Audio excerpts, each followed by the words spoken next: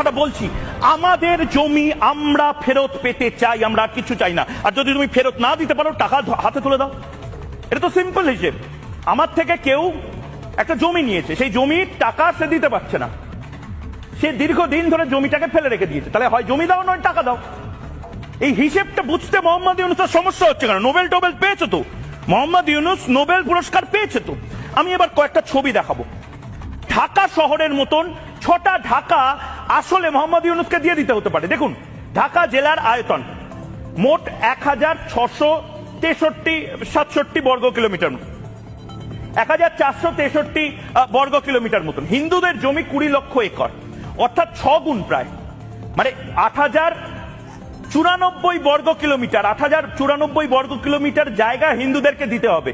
সুতরাং সেই হিসেবে 6খানা ঢাকা, এই যে ঢাকার ম্যাপ, একটা ম্যাপ, দুটো ম্যাপ, তিনটে ম্যাপ, চারটে ম্যাপ, 5টা ম্যাপ, 6টা ম্যাপ, এরকম 6টা ভূখণ্ড দিতে হবে ঢাকা শহরের সাইজের মতন।